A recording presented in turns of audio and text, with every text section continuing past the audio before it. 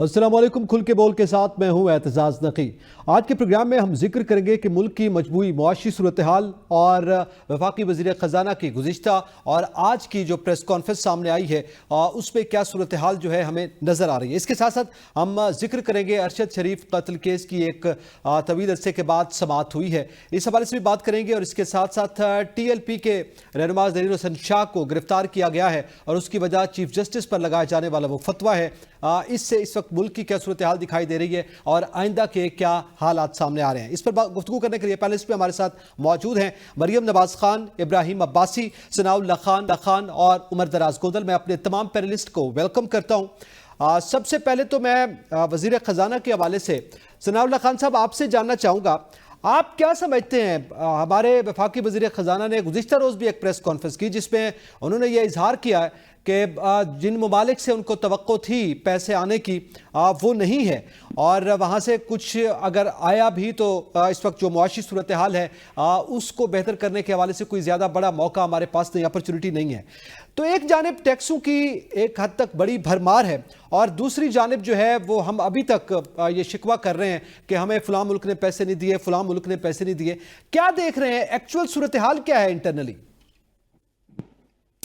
देखिए, सूरत हाल ठीक नहीं है। और जिस प्रेस कॉन्फ्रेंस का आपने जिक्र किया, मैं तो शाबाश दूंगा वजीर खजाना को कि उन्होंने साफ साफ बता दिया है कि अब हमें कोई कुछ नहीं देगा और जो हमें दिया हुआ है हमें वो भी अदा करने के लिए हमारे पास सकत नहीं है। और हम उनसे रिक्वेस्ट कर रहे हैं कि 3 साल या 5 साल के लिए ये जो डिपॉजिट हमारे पास पड़े हैं $12 अरब के, जिसमें सऊदी अरब के हैं, UAE के हैं और चीन के हैं, वो अब हम चाह रहे हैं कि कम से कम उनको 3 से 5 साल के लिए उनकी जो अदायगी है उसको डेफर कर दिया जाए।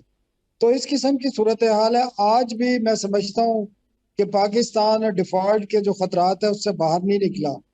हालांकि कुछ चीजें बेहतर हो रही हैं, जिस तरह आज मॉनेटरी पॉलिसी का ऐलान हुआ है, उसमें 1% कमी हुई है।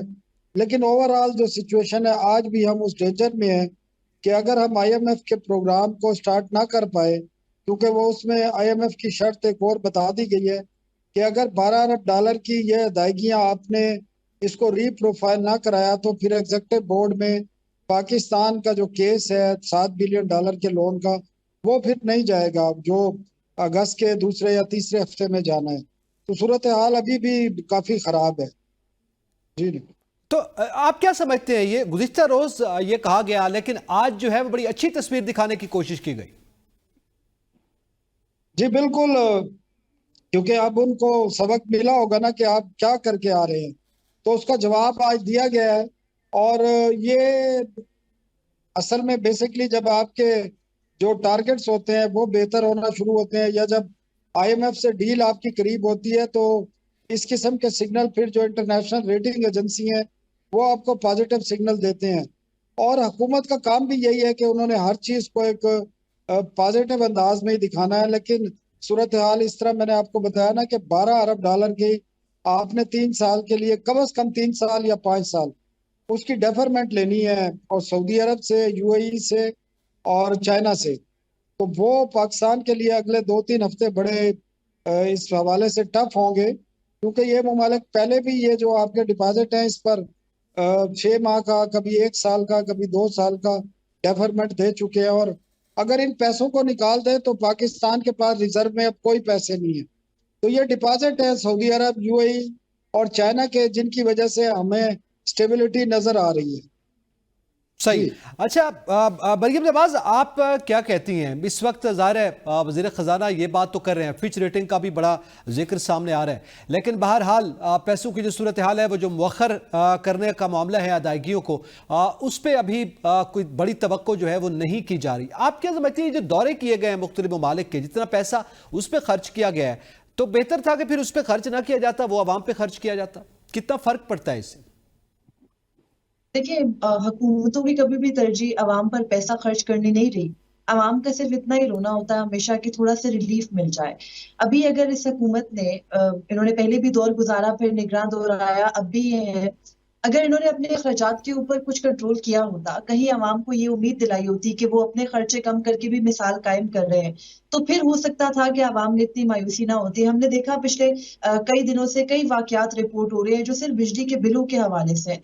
तो आम आवाम के मसाइल क्या है? उनको ये बातें समझ में नहीं आती कि IMF प्रोग्राम में जाने के लिए आपको कितने पैसे दरकार है। आम इंसान को नहीं समझ आती कि आपकी कितनी कैपेसिटी है, आप कितने पैसे भर सकते हैं, कितने अभी आपकी अदायगियां रहती हैं। ये सारी चीजें एक आम इंसान को समझ नहीं आती। उसको समझ ये आता है कि अगर मेरा बिजली का बिल आ रहा है तो उसको मैं कहाँ से जमा कराऊंगा। अगर आप इतने सारे टैक्सेस मेरे ऊपर लगा रहे हैं, अल्टीमेटली मुझे कोई रिलीफ भी नहीं दे रहे, तो फिर मैं सरवाइव कैसे करूंगा। सैलरीज आप नहीं बढ़ा रहे इतनी, खास तौर पर प्राइवेट जो जॉब्स करने वाले लोग हैं उनके ऊपर जितनी सख्तियां इस दफा बढ़ी हैं, उसके बाद ये उम्मीद करना कि आवाम को ये सब बातें समझ आएंगी, उसके बाद उनमें कोई उम्मीद रहेगी, ऐसा नहीं होता। महज ये गुजरा हमारे एक बात कर देते हैं किसी प्रोग्राम में बैठ के कि अब तो हमारे चाय पानी का खर्चा भी कम हो गया है, वजीर आजम ने वो भी कंट्रोल कर लिया। इस किस्म की बातों से नहीं फर्क पड़ता ग्राउंड पे क्या हो रहा है। लग्जरीज हुकूमत की उसी तरह से चल रही है। आप किसी भी एक हुकूमती शख्स से, किसी एक सरकारी जो आला ओहदे पर तैनात अफसर है, उससे मिलके उसकी लग्जरी देख लें।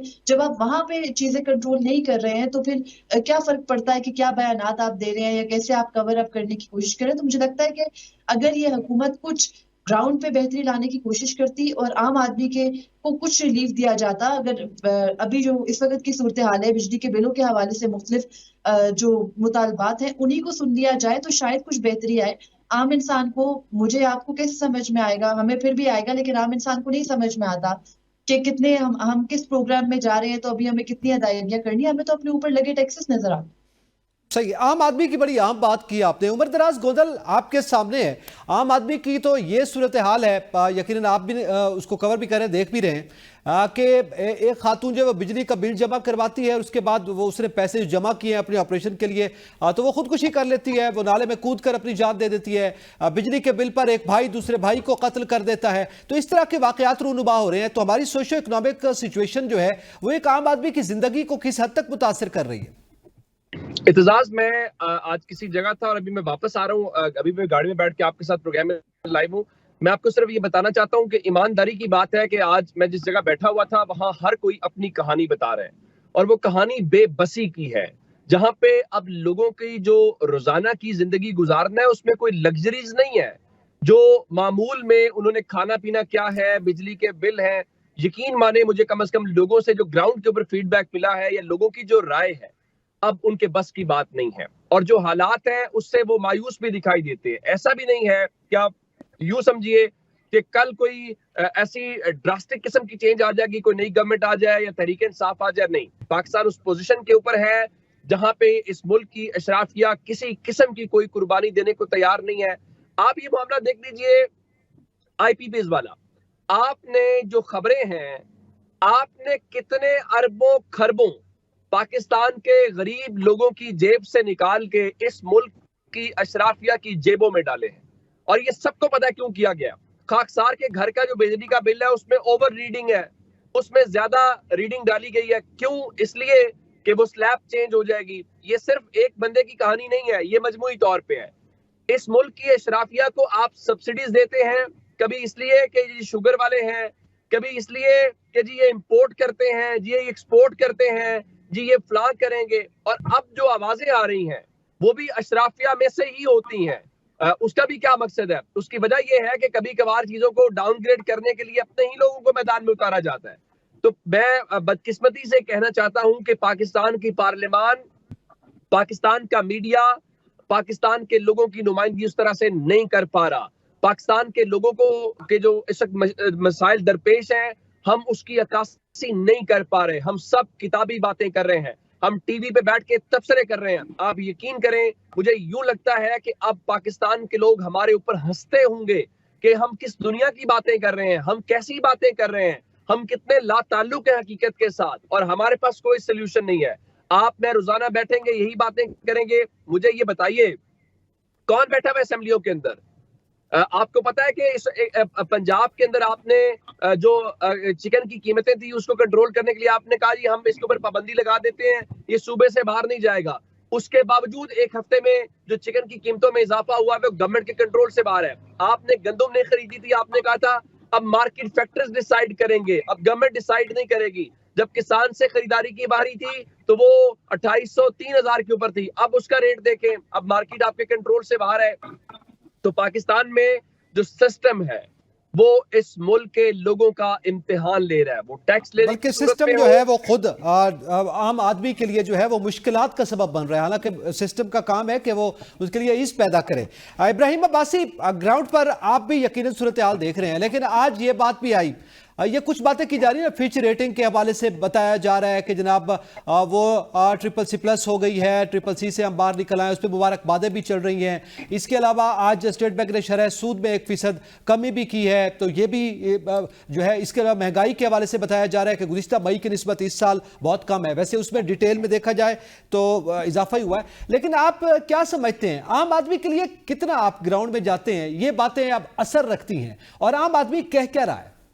देखिए, बहुत बहुत शुक्रिया। आम आदमी की अगर आप बात करें तो उसके लिए हालात बहुत ज़्यादा संगीन हो चुके हैं। हम जो तनख्वाहदार तबका है उसके लिए तो वैसे ही हालात इतने साजगार नहीं है, उसके लिए ज़िंदगी गुजारना पाकिस्तान के अंदर ख़ास तौर पर आसान नहीं है। दूसरे जो दिहाड़ीदार मज़दूर हैं उनसे मुलाकात होती रहती है रास्ते में, वो पूरा पूरा दिन बैठते हैं, वो उनको एक तो मजदूरी नहीं मिलती जहाँ से वो पैसे कमा सकें, और बाकी जो लोग हैं जो उनको मजदूरी देते हैं, जो उनको काम के लिए बुलाने के लिए बाहर आते हैं, वो भी नहीं आते क्योंकि उनके पास भी इतने पैसे नहीं, उन्हें सारे जो पैसे हैं, उनकी जो कमाई है वो अपने बाहर बिजली के बिलों में वो दे देते हैं। तो इस तरीके से अगर आम आदमी की अगर हम बात करें तो मेरा नहीं ख्याल कि पाकिस्तान के अंदर इस वक्त आम आदमी जो है वो इतना मुतमईन है, इतना खुश है, या अपनी ज़िंदगी जो है वो आसानी से जी पा रहा है। आज से साल 1.5 साल पहले या 3 साल पहले अगर आप बात कर लें तो जो 2 वक्त का खाना जिस शख्स को, जिस शहरी को मैसर था, आपको मेरे ख्याल से उसको एक टाइम का खाना भी बड़ा मुश्किल से मैसर होगा जिस तरह के पाकिस्तान के अंदर हालात चल रहे हैं। आप आम शहरी को छोड़ें, आप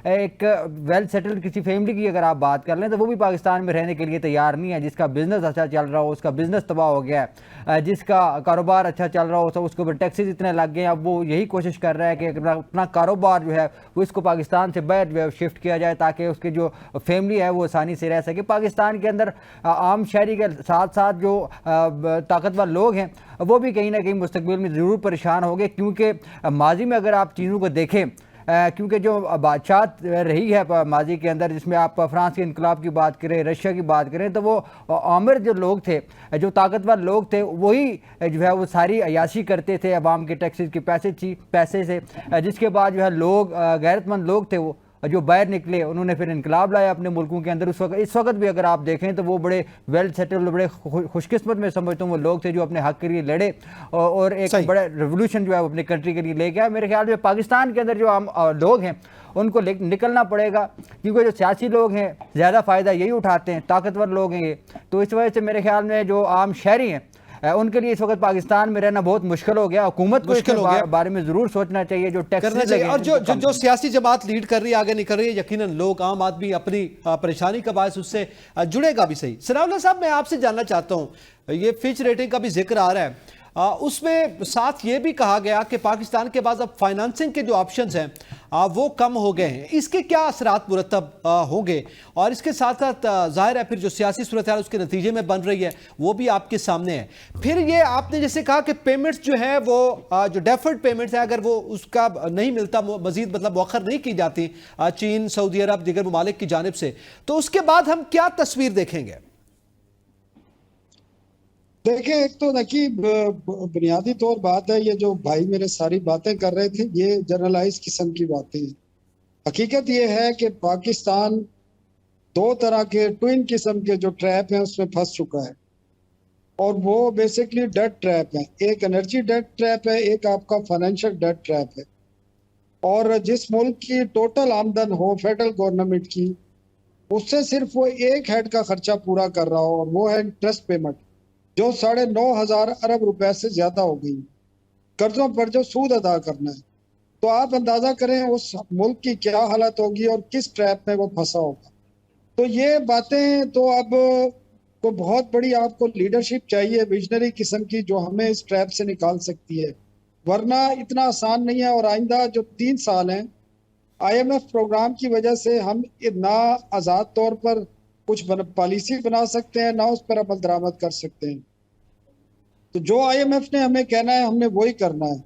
तो इस वक्त जो हमारी सूरत हाल है वो ऐसी है कि हमारी जो आप कह सकते हैं जो हमारी तोते की जान जो है इसमें IMF के पास है, और IMF ने तोते को पकड़ा हुआ है। तो 3 साल हमने इसी तरह गुजारनी है। हमारी ये जो डिमांड्स होंगी वो सप्रेस होंगी। उसका मकसद ये है कि टैक्सेस बहुत ज्यादा बढ़ेंगे, एनर्जी प्राइसेस बहुत ज्यादा बढ़ चुकी हैं, तो डिमांड को सप्रेस कर दिया गया है।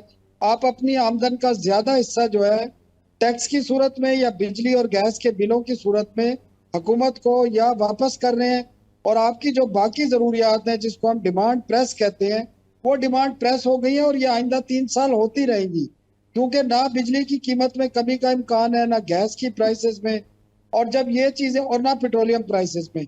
तो जब ये चीजें कम नहीं होंगी तो आपकी बाकी जो अशिया है उनकी कास्ट भी कम नहीं होगी और उनकी प्राइस भी कम नहीं होगी। तो ये हमारी सिचुएशन है। ठीक है। अच्छा, ये सूरत हाल तो बन रही है, ये तस्वीर आपने मंजर कशी की है आइंदा 3 साल की। अगर हम आइंदा 3 साल इसी सूरत हाल में गुजारते हैं, वैसे कहा जाए तो एक किस्म की एक आम आदमी के साथ मुआशी दहशतगर्दी का भी सामना है हमें। तो इस हवाले से आप क्या समझते हैं, उसके बाद हम बेहतरी की जानिब बढ़ेंगे, कोई इंप्रूव हो जाएगी सूरत हाल, या इसी मुआशी दहशतगर्दी का शिकार रहेंगे अभी हम? देखिए कि मैं तो पिछले इनके जो 24 IMF के प्रोग्राम है उसमें से तकरीबन मैं 16, 17 या 18 को कवर कर चुका हूँ। तो हर प्रोग्राम जब IMF का लिया जाता है तो ये कहा जाता है कि IMF का आखिरी प्रोग्राम, लेकिन और हर हुकूमत जो पॉलिटिकल गवर्नमेंट स्टार्ट में आती है वो पहले IMF का प्रोग्राम लेती है। आप देख लें, पीपल्स पार्टी ने लिया, PTI ने लिया, नून लीग ने लिया 2015 में, इससे पहले 2008 में पीपल्स पार्टी ने लिया, फिर 2018 में आपकी तहरीक इंसाफ ने लिया। तो ये एक हकीकत है, और इस हकीकत से निकलने के लिए आपके पास विजन चाहिए, आपके पास स्ट्रेटेजी चाहिए, पॉलिसी चाहिए। इस वक्त भी वही सूरत हाल है जो माजी में होती थी, वही स्ट्रेटेजी है, वही हिकमत अमली है कि टाइम के वो कहते हैं टाइम टपाओ, डंग टपाओ, टाइम गुजर जाएगा और हम ठीक हो जाएंगे खुद ब खुद ठीक नहीं होंगे। आपको बहुत बड़ी डिजास्टर किस्म की जो रिफॉर्म्स है वो लानी पड़ेंगी, जिसकी अब उसकी एक मैं मिसाल दूं जो मैंने फाइनेंस मिनिस्टर को भी कहा कि पाकिस्तान का सबसे बड़ा जो आमदन का जरिया है वो रेमिटेंसेज है, ओवरसीज पाकिस्तानी है, और ना पाकिस्तान में इंडस्ट्री है, ना ज़राअत बची है, ना आपके पास सर्विसेज सेक्टर ऐसा है कि वो बिलियंस ऑफ डॉलर की एक्सपोर्ट करे। तो आपके पास सिर्फ ह्यूमन रिसोर्स है, और ह्यूमन रिसोर्स को बाहर जाने से इस वक्त इसलिए रोका जा रहा है कि 16-16.5 लाख पासपोर्ट स्टक हैं। आपकी पासपोर्ट की स्याही और लेमिनेशन पेपर खत्म हो चुका है, और जनाब पिछले 1 साल से यह सूरत हाल है, और कई पाकिस्तानी जो काम के लिए बैरून मुल्क जा रहे थे उनके वीजे एक्सपायर हो गए हैं। तो जब ये सूरत हाल हो, आप सबसे बड़ा हम कमाई इसी से सकते हैं कि हमारे ज्यादा से ज्यादा लोग बाहर जाएं। जिस तरह इंडिया की जो रेमिटेंसेज है वो 120 अरब डॉलर है, हमारी 32 अरब डॉलर है। अगर हम इस पर ज्यादा कोशिश करें, और हमारे पास कोई रास्ता नहीं है, और हम तमाम जो अपने ऑप्शन है वो खत्म कर चुके हैं। ठीक है, हमारे पास एक ही रास्ता है कि हम बाहर चले जाएं, तो वहां से कमा के अपने मुल्क में भेजें। ये सूरत हाल है। आपके पास रिसोर्स है ना, आपके पास आबादी है बहुत बड़ी जवानों की, वो बाहर जाके काम कर सकती है। ठीक है, और उसमें भी अभी कदगने हैं ना, वहां पे भी तो हमें रोका जा रहा है, लेकिन बहरहाल वो एक अलग डिबेट हो जाएगी फिर। मैं इसी सतह पे मरियम आपसे जानना चाहता हूं, ये दावे, ये वादे, ये तमाम तर बातें अपनी जगह पे, ये बयानात अपनी जगह पे, आम आदमी की सूरत हाल भी हमारे सामने है। आपने अभी सुन लिया, सनाउल्लाह खान साहब ज़ाहिर एक सीजन जर्नलिस्ट हैं और उन्होंने एक जेन्युइन पिक्चर पेश की है। आपको क्या लगता है, क्या इस मुल्क से हर पढ़े लिखे नौजवान को अब बाहर जाना चाहिए, या वो चला जाएगा, क्योंकि ख्वाहिश तो दिखाई देती है? देखिए, मिसाल अगर दूं तो मैंने हाल ही में MS कंप्लीट किया, तो मेरी क्लास में MS में भी और BS में भी जो मेजॉरिटी थी, या तो वो बाहर सेटल हो चुके हैं या होने वाले हैं। शायद हम कुछ लोग रह गए हैं, चंद जो अभी यहाँ पर काम कर रहे हैं और इरादे में है कि मौका मिले तो यहाँ से चले जाएं। यहाँ सूरत हाल ऐसी है, मिसाल से बता रही हूँ। तो इसी वजह से नौजवानों की एक बड़ी तादाद है। पिछले दिनों में हमने देखा कि वीजा एप्लीकेशंस और पासपोर्ट्स के हवाले से भी बड़े तनाज़े खड़े हो गए थे। उसमें एक स्टोरी ये भी सामने आई थी कि इतने ज्यादा लोग अप्लाई कर रहे हैं कि जो पेपर था वो कम पड़ गया था। फिर अभी हाल ही में DG इमिग्रेशन एंड पासपोर्ट ने ये बताया कि हमें मजीद इंपोर्ट करना पड़ेगा, मजीद मशीनरी लानी पड़ेगी ताकि हम उस खपत को मीट कर सके। तो ये सूरत हाल यहाँ पर बन चुकी है। यहाँ सबसे बड़ा मसला ये है कि किसी को फ्यूचर नहीं दिख रहा। या तो होता है कि किसी मुल्क में कोई हुकूमत के साथ आवाम सफर करने को इस वजह से भी तैयार होती है कि कोई बेहतरी आएगी, लेकिन यहाँ पर हमारे यहाँ एक ही साइकिल, एक ही सर्कल में हम घूमते रहते हैं, तो किसी को कोई होप नजर नहीं आ रही, कोई उम्मीद नजर नहीं आ रही। इसी वजह से बहुत से लोग बाहर जाने के ख्वाहिशमंद है, बल्कि ज्यादातर लोग बाहर जाने के ख्वाहिशमंद है। और अभी हमने हाल ही में देखा कि कितनी फैमिलीज अब बाकायदा ये सोच रहे हैं कि वो यहाँ से इमिग्रेशन करा के चले जाएं। और बहुत सारे लोग हैं हमारे आपके सबके सर्कल्स में होंगे जो बाहर मूव भी कर चुके हैं। तो इसी तरह से हर एक के जहन में सोच यही है। और यहाँ पर रुकने का फायदा इसलिए नहीं है कि आप जो कमाते हैं वो टैक्सेस में तो जाता है, लेकिन आपको कोई फायदा नहीं पहुंचता। बाहर मुल्कों में अगर कोई टैक्सेस कटते भी हैं तो वहां पर तालीम का निजाम है, वहां पर हेल्थ केयर की पूरी सहूलत मौजूद है, मुफ्त निजाम है। ये सारे अपनी आवाम को सहूलत देते हैं तो लोग वहां टैक्सेस देते हैं। हमारे यहाँ ऐसा कुछ भी नहीं होता। तो जाहिर है ना उम्मीदी है, खासतौर पर अब जो फ्रेश ग्रेजुएट्स हैं, हर बंदा हालात को देख भी रहा है, समझ भी रहा है। पहले के जमाने अब नहीं रहे, हर एक के हाथ में स्मार्टफोन है, हर एक अवेयर है। तो हर शख्स यही चाहता है कि वो अपनी बेहतरी, अपने बेहतर मुस्तकबिल के लिए मुल्क से बाहर जाए। तो जो मैं आपको मिसाल दे रही थी वो भी बिल्कुल रिसेंट की है। तो यही सूरत हाल है मेरे इर्द गिर्द। तो शायद मैं जितने भी लोगों को जानती हूँ, कोई भी इस मुल्क में रहना नहीं चाहता। सब निकलना चाहते हैं। ज़ाहिर है ये इस मुल्क के नौजवान की सूरत है, जिसने अब ज़ाहिर है बागडोर संभाली थी। बागडोर संभालने के लिए बागडोर का होना ज़रूरी है ना, वो ही नहीं मौजूद तो फिर उसके बाद कैसे संभाली जाए। तो फिर ब्रेन ड्रेन की बातें होती हैं, तो ब्रेन ड्रेन भी ज़ाहिर है या तो उसके ब्रेन का यहाँ पे इस्तेमाल हो रहा हो तब वो ये बात करे। तो यकीनन मुआशी तौर पर एक मुश्किल सूरत हाल है। इसमें मज़ीद भी बात करते हैं और इसके साथ साथ हम जो कोर्ट में इस केसेस सामने आ रहे हैं उसका भी जिक्र करेंगे। ब्रेक के बाद साथ रहिएगा।